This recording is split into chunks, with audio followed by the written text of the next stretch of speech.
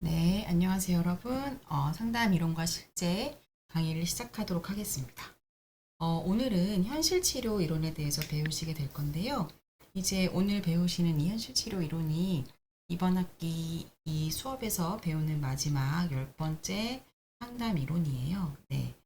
지금까지 9가지 이론을 잘 숙지하고 오셨을 거라고 생각을 하는데, 이 현실 치료 이론은 앞에 이론들에 비해서 내용이 그렇게 어렵지 않고 또 여러분의 현실에 직접 적용시키시기에도 좀 도움이 많이 될 수 있고 상담을 하실 때 이 치료 이론을 활용하실 때 좀 뭐라고 할까요?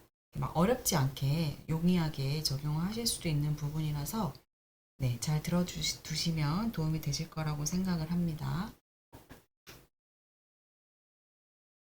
목차는 이렇게 구성이 되고 있고요. 제가 가렸네요. 여기 보이는 이 사진의 학자분이 윌리엄 글래서라는 현실 치료를 만드신 분입니다. 여러분의 교재는 379페이지를 보시면 되고요. 자, 윌리엄 글래서가 창시한 행동의 선택 이론에 바탕을 둔 심리 치료다라고 되어 있어요. 그러니까 이제 이 행동의 선택 이론이라는 건 뭐냐면 우리가 어떤 행동을 선택할 때는 어떤 이유가 있겠죠. 동기라던가 뭐 욕구라던가 그 우리가 어떤 행동을 왜 하는지 그 동기에 대해서도 이론마다 다르게 설명을 하고는 있어요. 어떤 성적인 추동으로 설명하기도 하고 자아 실현을 하기 위해서로 설명을 하기도 하고 열등감을 극복하기 위해서로 설명을 하기도 하고 그렇게 좀 이론마다 다른 설명을 갖고 있는데 이 현실 치료에서는 우리가 어떤 행동을 선택할 때는 우리의 기본적인 욕구를 충족하는 방향으로 우리가 많은 행동들을 선택한다라고 그렇게 바라보는 입장입니다. 뒤에서 자세히 나오겠지만 우리의 기본적인 욕구는 인간의 5가지 욕구를 이야기를 하는데 생존, 사랑, 성취, 자유, 재미 이렇게 인간의 5가지 기본 욕구를 계속 강조하면서 이 치료에 대해서 치료가 만들어지게 되는데요. 이제 이 5가지 기본적인 욕구를 충족시킬 수 있는 좋은 세상을 획득하기 위해서라고 쓰여져 있습니다. 이 좋은 세상이라고 하는 것은 뭐 모두에게 이렇게 통용되는 그런 좋은 세상을 얘기한다기보다는 개개인에게 각각 개개인마다 이 욕구를 충족할 수 있도록 자기만의 어떤 좋은 세상을 구축을 한다는 거죠. 이 좋은 세상을 각자가 구축을 하기 위해서는 여러 가지 행동들을 해야 되는데 그것을 이제 전체 행동 이렇게 이야기를 합니다. 이 전체 행동도 나중에 뒤에 나오겠지만 조금 미리 설명을 드리면 행위, 행동을 말하겠죠. 사고, 생각을 말하고 감정, 그리고 생리적 반응 이런 것들이 모여져서 이제 전체 행동이 되는 거예요. 우리는 이런 여러 가지 것들을 기본 욕구를 충족하기 위해서 선택을 하게 된다. 그래서 인간은 하나의 이런 방향을 가진 통제 시스템이다라는 가정을 가지고 설명하는 그런 이론입니다. 자, 그래서 내담자의 변화를 돕기 위해서는 실제적인 치료법을 제시하고 있는데 WDEP라는 치료 모델을 제시하고 있어요. 뒤에서 이제 자세히 보실 거고요. 자신의 욕구와 소망을 분명하게 인식하고 이를 충족시킬 계획을 실천하도록 돕는데 왜냐하면 우리가 어떤 행동을 선택하는 이유는 이 욕구들 때문인데 그래서 뭔가 우리가 심리적으로 부적응이 나타나거나 장애가 발생하는 것은 이 기본적 욕구가 잘 충족이 충족되지 않고 있다라고 이 이론에서는 설명을 합니다. 그러면 내가 심리적으로 잘 적응하고 행복하게 지내기 위해서는 나의 욕구들을 잘 충족시키면서 살 수 있도록 그렇게 이제 이 이론에서 권하고 있는데 이 욕구를 잘 충족을 하려면 내 욕구가 무엇인지를 잘 아셔야 돼요. 그죠? 그래서 먼저 욕구와 소망을 분명하게 인식한다라고 나와 있는 거겠죠? 그리고 이것을 충족시킬 수 있는 계획을 세우고 실천하도록 돕는 것이 이 이론의 중요한 부분이고요. 네.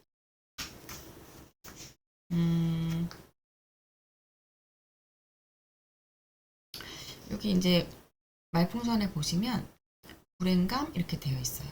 우리가 어떤 상황이나 뭐 현재 상태로 불행감을 느끼신다. 여러분 중에도 느끼시는 분이 있을 수 있는데 뭐 물론 완벽하게 행복한 삶은 없죠, 당연히. 근데 이 불행감이 좀 크게 느껴진다라고 하면 그때 생각해 보실 부분은 내 행동이 내 욕구를 잘 충족시켜주고 있는가 이것을 떠올려 보시면 좋을 것 같습니다. 자, 그러면 먼저 글래서의 생애를 살펴보도록 할 건데요. 교재는 380쪽을 보시면 될 것 같아요. 글래서는 어린 시절이 그다지 행복하지 못했다고 합니다. 아버지는 자주 폭력을 휘둘렀고 어머니가 매우 지배적이고 통제적인 그런 분이셨다. 그래서 이때 글래서는 나이가 어렸지만 나는 부모님처럼은 절대 살고 싶지 않아 이런 생각을 했던 거예요. 그래서 이런 경험을 통해서 글래서는 이런 것들이 중요하구나라고 생각을 하게 되었는데 개인의 책임, 타인에게 피해를 끼치지 않는 것, 원만한 부부관계 이런 것들이 인생에서 매우 중요한 부분이구나 이것을 깨닫게 되었고 이런 깨달음이 글래서가 현실 치료를 만드는데도 영향을 많이 주게 되었죠. 그래서 글래서는 원래는 이제 심리나 정신의학 쪽을 공부한 게 아니었고 공학을 했던 사람, 엔지니어였어요. 엔지니어가 됐지만 뭔가 스스로 만족스럽지 않다고 여겨서 심리학을 다시 공부를 하고 그 다음에 의학을 또 공부해서 정신과 의사가 됐습니다. 그래서 이때 학자들은 대부분 처음에 뭐부터 훈련을 받아요? 정신분석 훈련을 받죠. 1세대니까 심리학이 1세대 심리학이기 때문에 정신분석 훈련을 받게 돼요. 근데 이 글래서는 청소년 교정기관에서 일을 하게 됐는데 아이들에게 이 정신분석이라는 치료 방법을 썼을 때 뭔가 효과적이지 않다는 것을 깨닫게 됩니다. 그래서 글래서는 이 정신분석에 대해서 회의감을 느끼면서 현실 치료를 발전시키게 되는 이런 과정이 있는데요.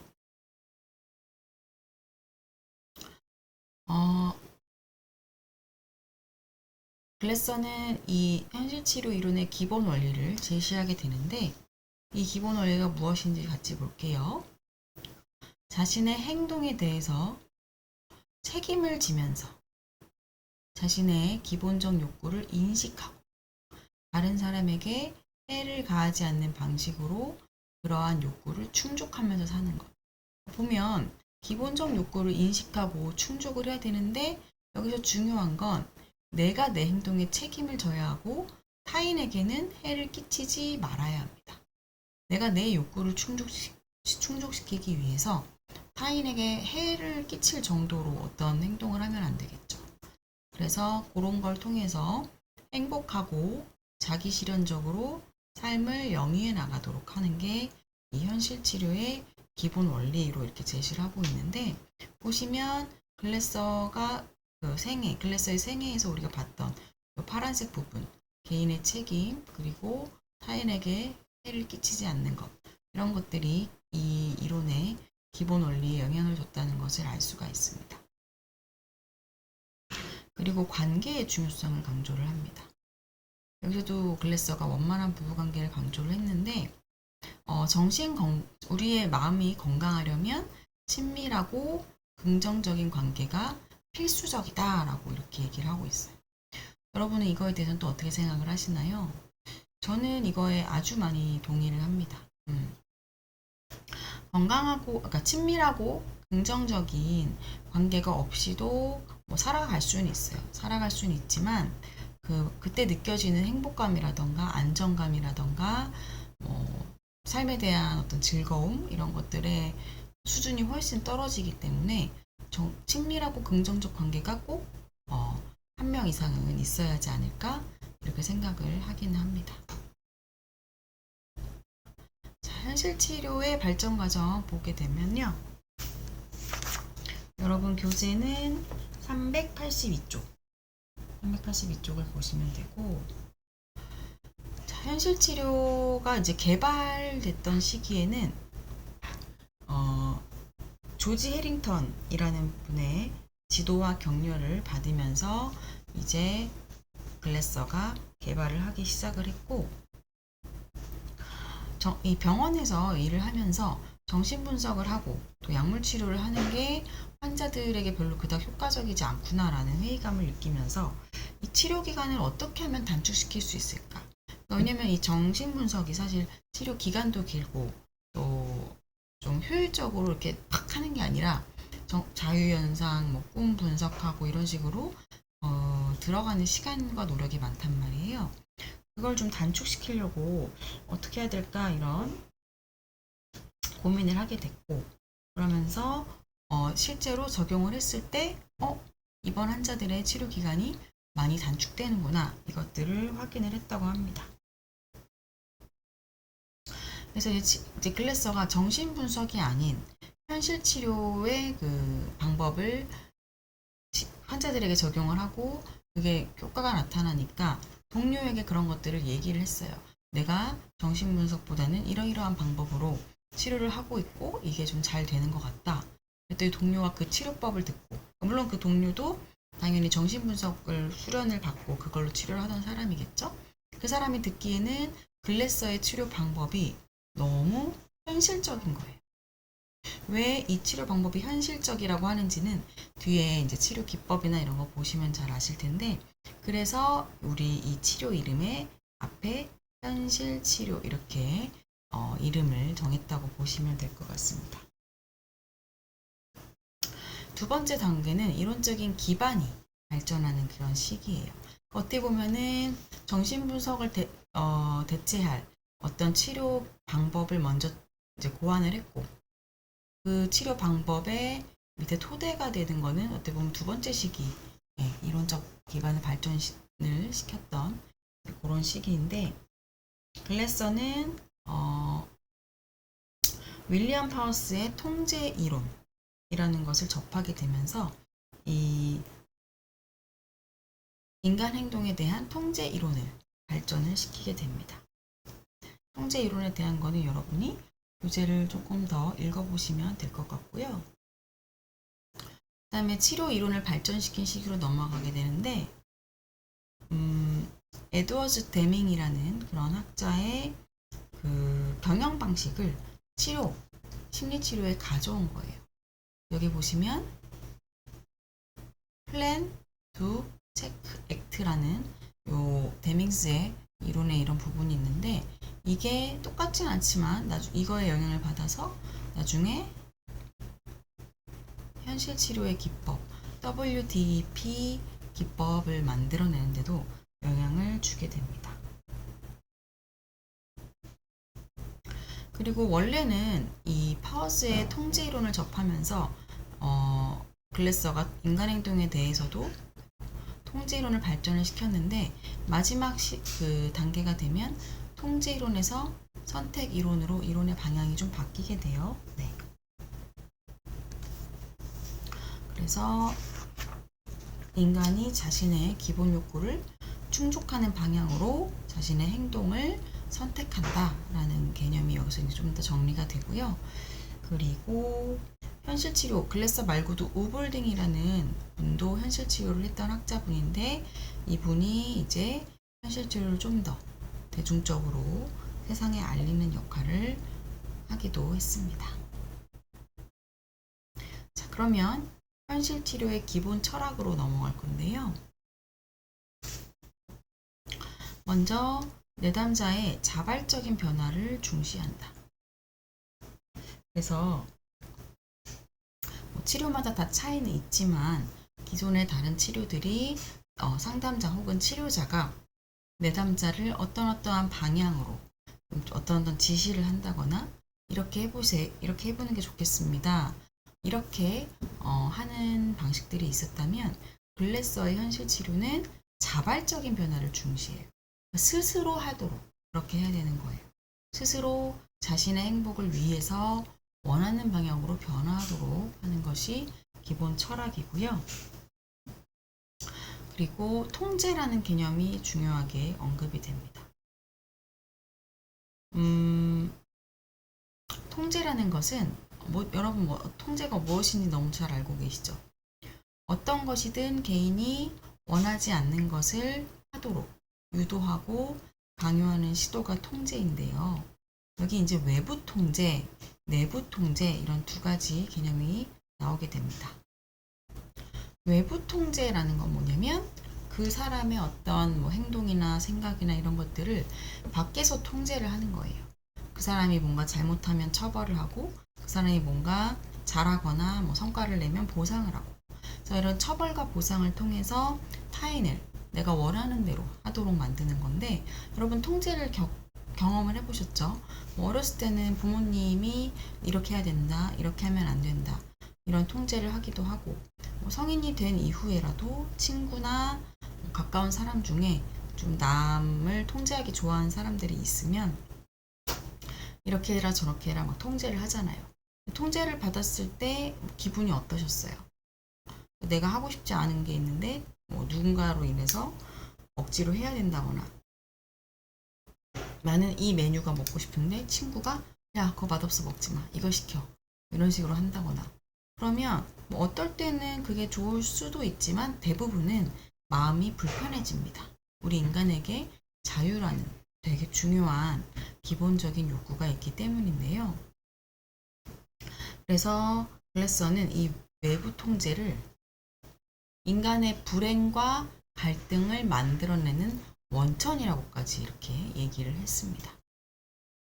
그러면 그러니까 외부 통제라는 것은 내가 다 알아. 네가 어떻게 하면 행복할지도 내가 알아. 넌 내가 시키는 대로 해. 이런 의미인 거죠. 그러니까 이게 이제 우리를 힘들게 하기 때문에 내부 통제 심리학으로 가야 한다는 거죠. 내부 통제 심리학은 뭐냐면 바깥에서 나의 어떤 행동이나 이런 걸 통제하는 것이 아니라 내 내면에서 그거를 스스로가 통제하는 거죠. 어떻게 하면 인생을 자유롭게 살면서 중요한 타인들과도 잘 지낼 수 있는가에 초점을 맞추는 겁니다. 무조건 내 욕구만 또 챙기는 건 아니에요. 우리에게는 관계라는 것도 매우 중요한 욕구이기 때문에 내 다른 기본적인 욕구들도 충족을 하지만 이 관계라는 사랑이죠. 이 부분에서도 충족이 필요합니다. 그래서 타인과도 잘 지내면서 내 욕구들을 충족할 수 있는 그 방법을 찾는 것이 되게 중요한 부분이죠. 여기 이런 얘기가 나옵니다. 대부분의 부적응적인 행동들은 외부 통제에 대한 저항인 동시에 외부 통제의 노력이다. 자, 예시를 들면 청소년, 고등학교 1학년 학생인데 자퇴를 했어요.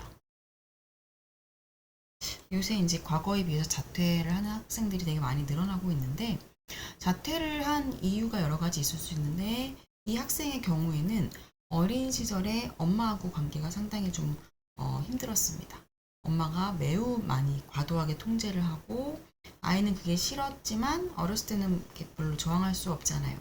근데 이제 나이가 들어감에 따라 서서히 저항을 하게 돼서 비행들이 나타나게 돼요. 집에서 나가서 하루 있다 온다거나, 그러니까 가출을 한다거나, 술과 담배를 한다거나 이런 행동들을 하다가 결과적으로는 자퇴까지 하게 되는데 이 아이가 자퇴를 하게 됨으로써 이 아이는 더 이상 나를 통제하지 말아라, 나를 건들지 말아라 이렇게 어떤 저항, 이런 행동을 하기도 하지만 본인이 이런 자퇴라는 결정을 함으로써 엄마의 행동을 또 통제하려는 그런 노력이 되는 거죠. 근데 이 자퇴라는 것이 무조건 나쁜 건 아니지만 이 아이의 경우에는 이 아이에게 정말 이게 좋은 선택지일까 생각을 해봐야 돼요. 정말 자신의 어떤 기본적인 욕구를 충족시키기 위해서 한 선택이라면 잘한 선택일 텐데 그게 아니라 단순히 엄마의 통제를 막고 또는 엄마의 행동을 통제하기 위한 수단으로 이 자퇴를 사용을 했다면 어떻게 보면 이 아이에게는 불리한 선택이 될 수도 있는 거죠. 네.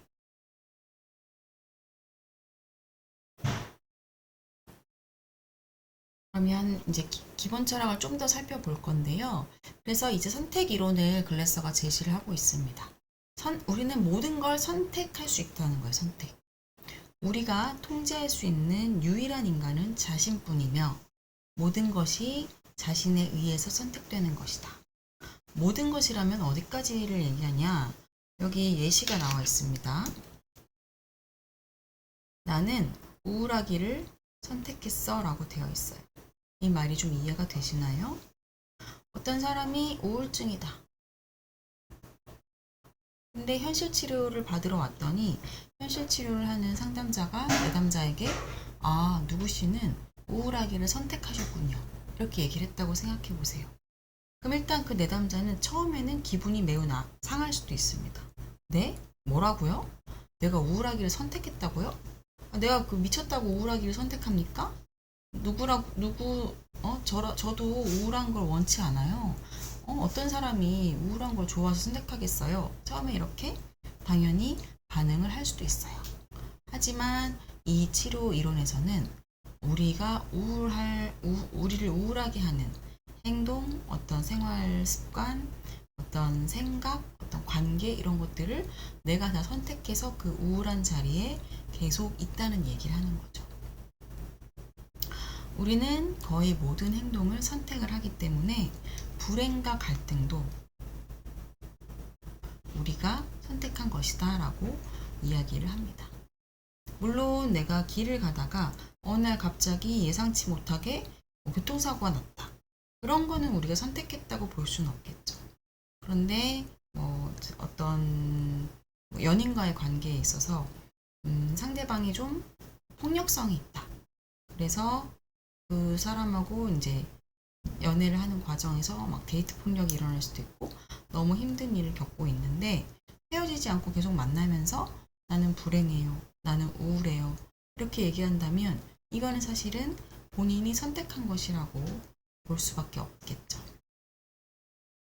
이 현실 치료에서는 이 정신적으로 문제가 생기는 것, 정신질환이라는 것은 자기 파괴적 행동, 그리고 불만족스러운 인간관계, 이 두 가지가 원인이라서 이런 정신질환이 생겨난다라고 합니다.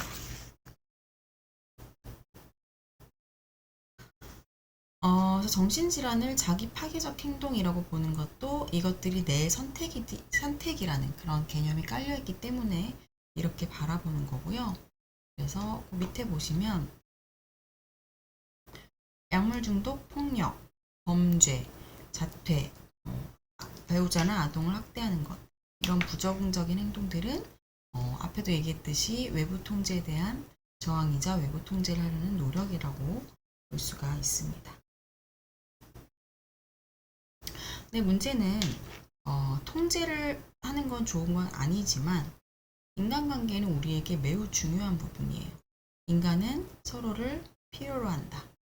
그래서 통제를 하는 것이 아닌 가까워지는 방법을 배워야 한다라고 이렇게 얘기를 하고 있습니다. 자, 그리고 우리는 이렇게 생각하시는 분도 있고 아닌 분도 있겠지만 우리가 스스로 인식하는 것보다 자신의 삶에 대해 훨씬 더 많이 통제를 할 수 있어요. 근데 그렇게 스스로 자기의 삶을 통제하지 못하고 불행하다라고 느끼는 분들은 자신의 생각과 행동을 효율적으로 통제하지 못하고 있기 때문이다 라고 생각하면 될 것 같습니다.